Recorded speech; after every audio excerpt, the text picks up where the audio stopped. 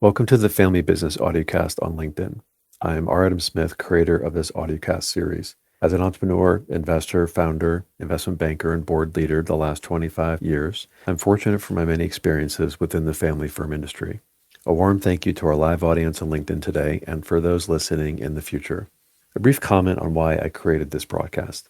Private companies are a passion of mine, having grown up in a family of entrepreneurs and having engaged for 2 decades in deals, strategic transformations, investments, and boards with an array of fascinating family enterprises, family firms, and family offices. I founded this series to offer a useful platform for listeners to hear from veterans, academics, and leaders in the vast family firm ecosystem. Whether you're a family business owner, building, running, or advising a family office, or just expanding your family office activities, I hope these conversations are useful and enlightening. And now it's time to turn our attention to our accomplished guests on today's episode. Today, we're diving into something that sits at the heart of long-term family success, how the rising generation steps into leadership, how families communicate across generations, and how governance structures can evolve to meet the moment. My guest today is Jennifer East, a trusted advisor to enterprising families globally and one of the most thoughtful voices I know when it comes to our key topics: legacy, leadership, and alignment. Jennifer, it's really wonderful to have you here today. Thank you, Adam. It's a real pleasure to be joining you. Wonderful. I'm going to talk about you for a bit. We'll dig in. Jennifer is founder, ONIDA Family Advisors, and a globally recognized advisor to family enterprises and family offices with over 20 years of experience supporting multigenerational families across Europe, North America, and the Middle East. Jen is based in Malta most of the time. She works globally through her ONIDA Family Advisors platform, and she helps families align across generations, strengthening core values of their family office and their family firms: governance, clarifying vision, and developing, of course, rising leaders equipped to steward both the assets and values of their family businesses. Jennifer brings personal insights to her work, having served as a second-generation leader in her family's Canadian hospitality business. She also founded her own company, and now she worked with her husband as stewards of Class Afloat, which is a very unique mission-driven school at sea with a 40-year legacy of education. Jennifer also supports families in defining a collective vision, establishing structures of governance that reflect complexities, and helping and empowering rising leaders balance the personal aspirations with the broader goals of the family. Jennifer is also a trained executive coach, facilitator, and mediator, and she is a fellow of the FFI, Family Firm Institute, and holds its advanced certificate in family business advising. She has been a faculty member of FFI's Global Education Network for a decade and frequently speaks at leading family office and family business forums. She also serves as the chair of Campden's Wealth's European Family Office Forum, which, as we know, is a premier event for global UNHW families. Okay, we're going to jump into talking about rising generation leadership and related identity. Let's start with a topic that you've championed for many years, which is how rising generation leaders can come into their own without being boxed in by their past. There's often a younger family member that's stepping into a leadership role or just exploring getting into leadership. So let's talk about some of the most important things the family can do to help the next gen to build a real sense of identity and confidence in that journey. Well, that's a great question, and it's often a real balance by the family and by the young rising leader in terms of what the broader family mission and vision and values. So the family taking some time to explore that so that there is clarity around what is the wealth for, to ensure that the family's pulling all in one direction. So that's an important foundational piece. In terms of the younger leader themselves, one of the challenges that often happens is that the family is interested in engaging the young leader in the legacy and in the vision of the family. And when you grow up under the shadow of a large tree, sometimes it's hard to find your own light. And as a result, it's essential for a family to take the time and invest resources and try to help the younger family member define their own identity, which involves things like defining what are my strengths and what are some of the gaps that I want to fill, perhaps putting a bit of a leadership development plan in place, and also helping that young person understand, what am I most passionate about? What can I bring to the world? Because it's much easier to help someone balance the legacy and one's own identity when you're standing firmly in your own identity, rather than feeling you're simply being dragged along with where the family's going. So those are some of the key building blocks that are important for younger family members.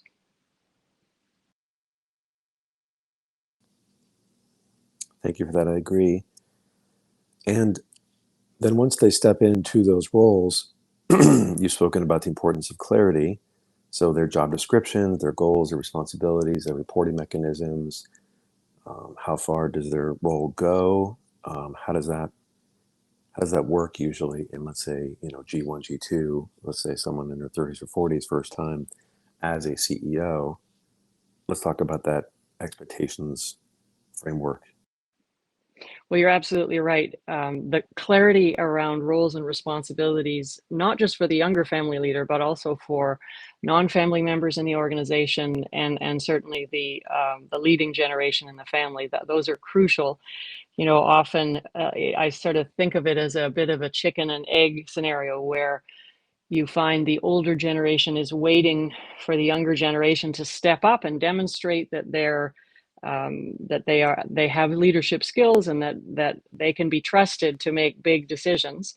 And the younger generation is waiting for the opportunity to step up and demonstrate that leadership. And often you can have a struggle between the two generations. So the clearer those roles and responsibilities can be, the better. And certainly, whether it's in a family office or a family business context, having independent third parties involved. So even in the selection of those younger leaders, so that it's not someone's parent or uncle or aunt who's making those decisions, not only the initial decision, but the ongoing performance management, the assessment of the younger person. So putting a structure in place, whether it's a subcommittee of the board that relates to succession planning, or a set of mentors. Often the use of external coaches can be very helpful to establish, again, a framework with benchmarks, so that it's clear what are the expectations for the young leader and what are the benchmarks that we need to reach. And as we reach those milestones, how do we adjust and shift not only the responsibilities, but the leadership development, or the ongoing learning that's required for the younger leader. That's good. And this idea of giving them space for personal discovery within that framework of responsibility, of course, is important and resonates a lot with the millennials and, of course, the Gen Zs coming to be empowered in a way that's not just titular and money and power and role, but also the emotional intelligence side, and respecting their viewpoints in today's world. I think there's certainly some big challenges there. We talked about that on this show several times in terms of the EI quotient and the softer power with Jim Grubman, Chelsea Toller, Elizabeth Bagger, Valerie Gonskaya, Christina Wing, of course, Emily Bouchard, Afraid Damasis. You know all of them, and it's a tricky topic. Just briefly talk about kind of the consequences when that space of, let's say, the emotional intelligence bubble is not offered to the next gen from the parents. Well, absolutely. And when we think about legacy, there is obviously the assets, the wealth, the business that is passed down, but the success on both the business and the family side really comes from the ability to balance. It's like there's a great expression. It's ambidextrous leadership. So I remember a young leader saying to me once that if all I had to do was run our family business, that would be fine. But it's the ability to navigate relationships with my siblings and cousins who are also shareholders, but who don't work in the business, to interact with older family members who've historically been in the lead, that those are the dynamics that are far more complex and challenging. So in scenarios where families emphasize the business and financial literacy and business leadership skills, what tends to happen is that when you emphasize those in the absence of the emotional intelligence and of the what are called the soft issues, but I would argue are the even harder issues, those of the values, the legacy, the relationships, that families struggle to not only to be successful on the business side, but also to maintain those relationships. And when you think about the ability of a family to continue a legacy over generations, at the heart of that is relationship. And as families grow in size and become more disparate, travel, live abroad, that the ability to build and maintain those relationships and the leadership that's required in order to move that forward and to continue that really is the core of what enables family to be successful over time.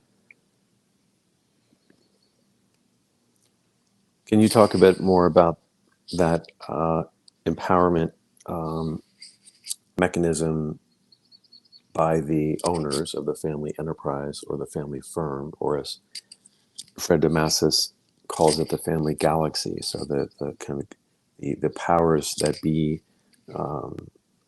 giving that authority to the next gen when they do step in. Of course, there are others that are not going to step in, and we see this conversation with Tom Deans, of course, and others that are not focused on the succession, but actually when there is not succession, or there won't be succession, or there's no desire for succession.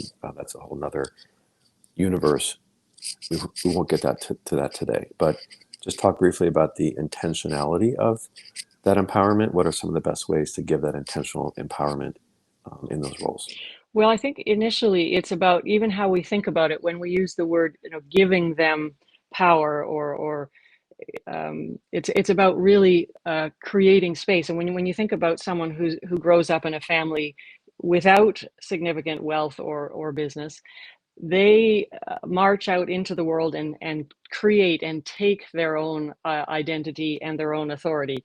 And so there's something curious that happens in a family where we perceive that the older generation has to give it to the younger generation. So in a way, I would suggest that we shift the way we think about it initially, which is if the perception is that we hold on to that authority and it must be given, then it's almost as if, as a young adult, you need permission from an older member of your family. So that shift is an important starting point, because really what's needed is to provide the scope, to provide the space for the younger generation, not only to take authority, but also to make mistakes.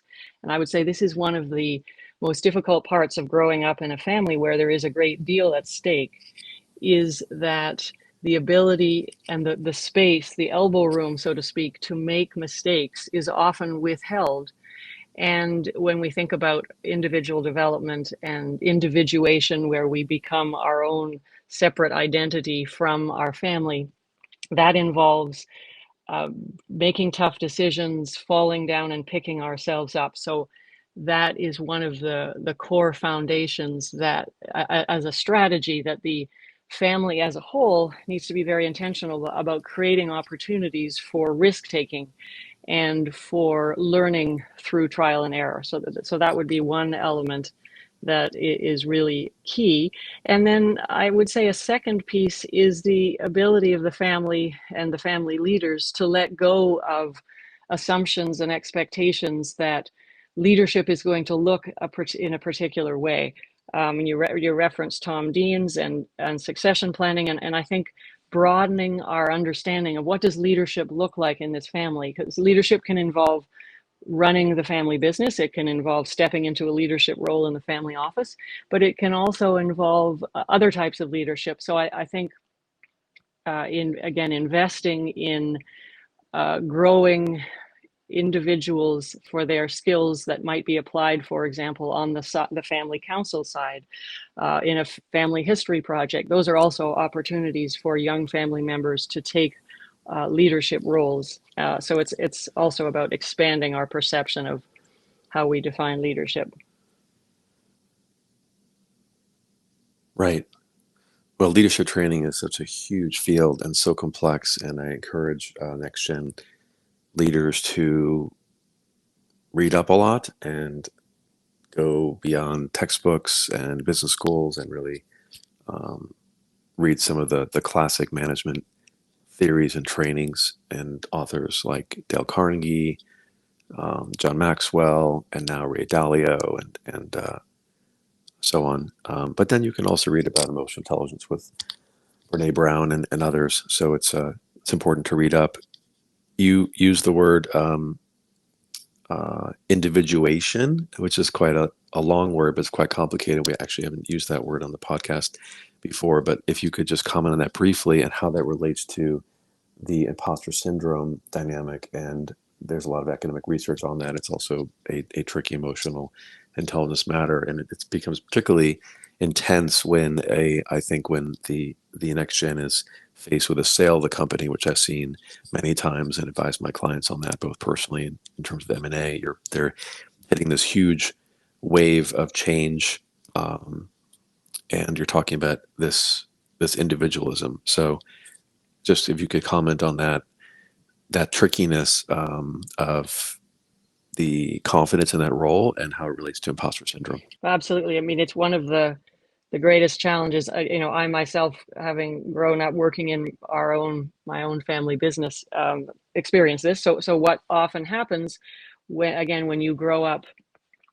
within a family with either a prominent name in the community or a family that's been very successful, it can be very challenging to separate yourself from the identity of the family. So individuation, this sense that you step away from your family, you almost, especially in adolescence, you break away, make your own, in some cases, very defiant choices that may go against the way your family has historically operated. And then you find your way to your own individual sense of identity, which has a healthy balance between who you are as an individual and who you are as a member of a family. And so what tends to happen is that it can be difficult for younger family members to make that break away to a successful and healthy individual sense of self.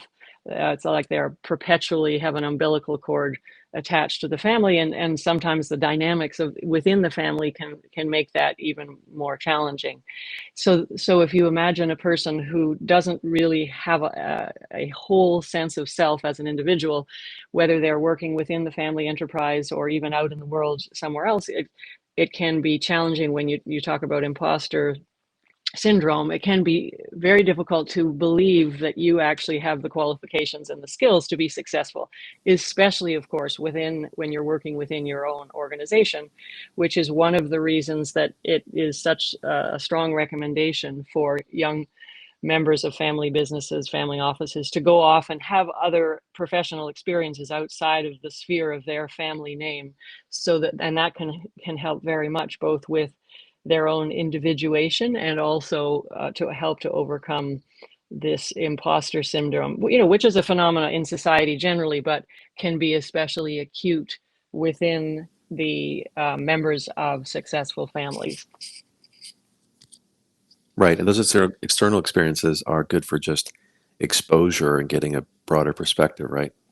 Absolutely, yes. It's first of all, you want to ensure that that as the individual, that if you decide to work in your family business, to lead your family office, that this is a choice you're making because you've determined that it's the right choice for you, that you have the skills and experience. And if you haven't had any other experience, it can be very difficult to make that, to be confident in that choice. And it also gives you the opportunity to learn what it's like to get a promotion or not get a promotion in an organization where your family name is not on the door. So that's a different perspective, let alone learning other ways that industry Yeah. experts operate. Yeah.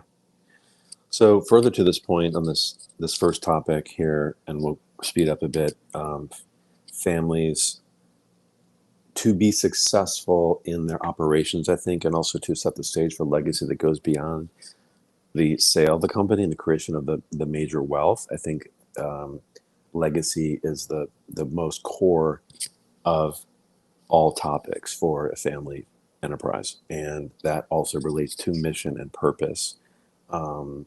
So the passion lives on, and the work is not just transactional. You you said the foundational piece for families is indeed to this defining of purpose and mission and values. Let's just wrap that up into like legacy, which I like to do. So they're all different, but we don't have time to separate the subtleties of purpose, mission, and values. But it's important to do it. Just can you just talk about that foundational work, and then this is a good time to plug the Alternate Worth Institute as well, and how they have a like a holistic view of family capital. Well, absolutely. I know when entrepreneurs begin their business journey, the purpose and the mission is typically pretty clear. To build a business, to accumulate wealth, to be successful, and as a family evolves beyond that wealth creator into the second, third, and following generations, wealth in itself is rarely a motivator to build a multi-generational legacy upon. And also, when you have a number of generations of adults sitting around the table, they're all going to have different perspectives on what's most important and what the wealth is for. And so developing an intentional process to define collectively as a family, what is the wealth for? What are the values that have built our success? What are the things we want our grandchildren to remember about where this business and this wealth began? Those are essential building blocks in order for a family to develop the kind of legacy that can, in fact, sustain over many generations. And in the absence of this, when a family comes upon important decisions throughout the journey of their legacy, it can often be not only difficult to make a decision, but it can become quite divisive within the family because each individual has their own set of priorities. So having a collective vision it's almost like a lens through which you look at decisions that helps families make decisions more effectively going forward. Great. I think it's worth a kudos to the Alternate Worth Institute and its emphasis on the broader circle of family capital, which is a very powerful like 10 domains model that was developed by the Institute and with its advisor at Aurea Inc. a while ago, and appreciating the conversation of that with Jim Grubman on this call, and just I know you're involved with them. It's a wonderful organization, and encourage larger families to consider joining that organization. Moving on to governance. So let's zoom out a bit and talk about how it evolves. Just briefly, what is a starting point when the family realizes their current systems are not sufficient? Let's say they have their mission, of course, they have a charter, they have a council, they have a board. Kind of what do they sometimes realize that's lacking when things get more complex? Well, it's very important to think about governance as a living organism. It's certainly in families where they have a charter or a family constitution that's a document and it's put on a shelf and never revisited. It's really, not worth the paper it's written on. And so, as you say, families come to junctures, and they're typically junctures that align with generational change and the evolution of the family. And they recognize, I would say, one of the biggest trigger points is that young family members, approaching adulthood or in young adulthood, or want to have a voice around the table where in a way that the structure doesn't necessarily embrace. Or perhaps they are beginning to get married, have partners, and the structure may not have a forum where in-laws are considered or where the voice of in-laws are heard. And so in those moments, in those points in a family's history, it's very important for the family to recognize this and to be intentional about, again, having a series of conversations to understand, what's working with our current governance, where are the gaps, and how Mhm. is it that we will evolve our governance. And the key, of course, is that these decisions are made collectively, because commonly, and older generations have set the vision and the mission and the values. Perhaps they've created the family council structure with guidelines as to who can be members, and then younger family members want to have influence in the way that changes. So it's important for several generations of the family to sit together to go through the process to design and evolve the governance structure. Yeah, use the word collectively. That's such a tricky thing I'm seeing, and especially the last couple of years in our podcast discussions about the way to do that collectively and to create a safe environment and to create vulnerabilities in the communication internally. Um, Again, when things get complex, there's a company for sale, there's a merger, there's a change in strategy, there's death in the family, the ability to have that ongoing collective. Also, another guest we've had who covers this really wonderfully is Octavian Pallotti. I want to make a call out to him and his recent launch for his company, Anti-Fragile Family. He's really doing a great job, and we spoke about that. Actually, spoke about that way back in a webinar with him and Monica Nadova Krasoskova from the Family Business Center, where I'm an advisor to the center. And I met Octavian, and he has actually a wonderful blog that he does every day, which is quite impressive on Substack. Anyway, worth thinking about and reviewing. And this topic of sort of how to do that collectively is tricky. Do you have any quick words of wisdom there? Well, yeah, I would say that governance, if you keep in mind that governance, the outcomes of governance are important, the development of a constitution, the shifting of the way you've structured your family council, but it's the process that of getting there that is typically most valuable for families. So if you think about it in those terms, you see it again as a living document, an ongoing conversation. And I mean, one of the challenges for families that are not accustomed to sitting and having these conversations, they're not accustomed to making time for them. So one of the key strategies is to have an ongoing and regular pattern of family meetings, often facilitated so that you can bring in expertise to help not only learn and enhance your communication skills, but also to help keep you on track. There are always things that are more pressing than evolving our governance. So if a family is accustomed to and is in the habit of regular experiences where they get together and have these kinds of conversations, then it's a much more straightforward exercise than in a family where they did it 5 years ago and really haven't gotten together to have those conversations.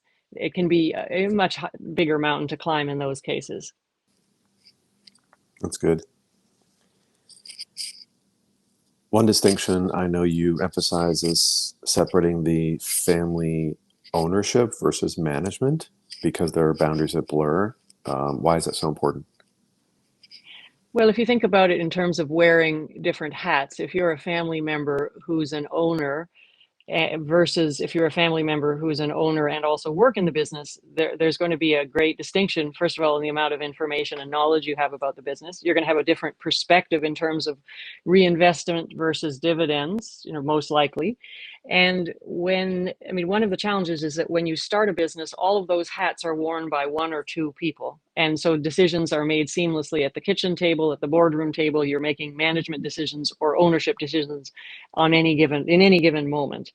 When the family becomes more complex and larger, and there are distinct groups, some who own the business, some who own and run the business, If you try to run it in the same fashion, then you're going to get owners who aren't managers trying to make management decisions without the adequate information because they're not involved on a daily basis. So it's about the discipline and the sophistication of separating those roles in those groups so that you understand, am I making a management decision at the moment? If so, I'm not equipped because I'm only an owner and I don't actually work in the business. So it helps also eliminate, or at least if not eliminate, then minimize the opportunity for family members to come into conflict over areas where they may not have the appropriate knowledge to be making decisions. Right. I've served on 10 board of directors and another 10 advisory boards and advised tens of families. I think the board of directors is really important, essential for most companies, even private companies. Although you can have a strong charter and mission and things can go smoothly, I think having a board of directors is really valuable. And if it's not a board of directors, or something like it in terms of mechanisms for governance. Um, can you just share your views on, let's say, the codifying of values into a family charter or constitution? How do those help, and what do those actually mean?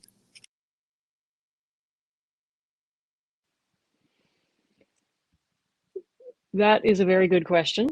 Um, when you have a board of directors, I mean, ideally a family evolves from a board that is simply the owners or the owners and their advisors to a more robust fiduciary group where you're bringing in outside expertise. And this can be a major challenge for families to embrace this idea, even to have an advisory board where they don't have any fiduciary responsibilities or any decision-making power can represent for families a loss of control. And so if your ultimate goal, which it absolutely needs to be, is to have a fiduciary board with non-family members who bring expertise that you don't have within your own family, then in order to be certain that the board of directors understands the values and the goals of the family, of the shareholders, if you haven't codified, as you described, the values, your mission, are we trying to grow this business to sell it? Are we wanting to pass it on to our great great grandchildren? Knowing that that you have clarified and documented your wishes, that then the board of directors can implement that on your behalf. It gives families a great deal of reassurance through this complex process of letting go of some of at least the perception of some of the decision making by having a more robust board of directors. There can be conflicts, though, between the board of directors and the charters and constitutions, not to mention the internal differences of the approaches to governance, because like they're different. They're different paper documents or different governing tools. So I think it's a complicated topic. I would recommend that families hire external counsel for the governance level between family practitioners like you, but also their lawyers. That's important. And governance is not just a one and done. Like you said, it evolves. Families grow. Um, I mean, look at like the BMW family, look at the Walton family, look at the Pritzker family, look at the LVMH family. There are branches. There's different entities that are formed and owned and bought and even licensed or joint ventured. So it's a complicated thing to govern anything more than a single company becomes complicated.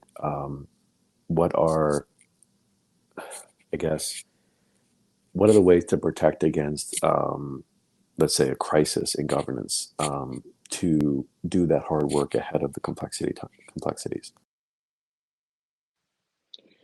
Well, one of the important pieces is to assess the level of complexity. And obviously, as that grows, then the reassessment is important. So in a smaller group, it may be adequate to have a group of owners who then give direction to the board of directors. But as the complexity grows, the need for sort of stepping back and understanding, what are the groups that are needed. So perhaps if you have a larger family, you may want to have, in addition to the family activities under the family council, have a family assembly where there's an opportunity for all family members, shareholders, non-shareholders, to be kept abreast of the company and to share their views, in addition to have a shareholder council or owners council that really is tasked with bringing the perspectives of each family branch to the board of directors, because what in the absence of increased complexity on the governance side, as the family grows, and the number of entities, the geographical complexity of the investments of the family members, then there obviously is greater opportunity, as you say, for the kinds of conflict or crises that can occur. So in those instances, sometimes you have family issues being debated at the board table as opposed to being resolved either in the shareholder council or in the owners council. So having those different layers to address the needs of each of the stakeholders is a crucial piece as the complexity increases. That's great. I really enjoyed the conversation today. We're wrapping up soon, and we've covered some great topics which overlap with the core of your work at your organization, and also the FFI, also the Alternative Worth Institute. Just let's pause briefly. Tell us a little bit about ONIDA Family Advisors. What is that?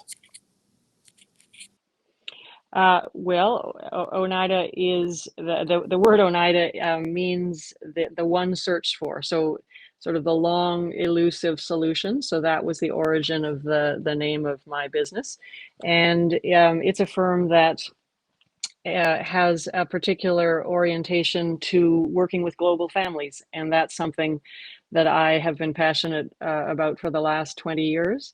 And having lived in a number of jurisdictions and worked globally, I am particularly honored to be able to support families, both who have investments and businesses in different jurisdictions, but also family members who are navigating the cultural journeys of being raised in one part of the world, perhaps being educated elsewhere, and then melding the two together. So that's really a particular passion and focus for my organization.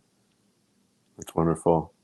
Thank you for sharing that. And you live on an interesting island most of the time in Malta as well. So anybody that's cruising through Malta should give Jennifer a call, as I did on LinkedIn. It's funny.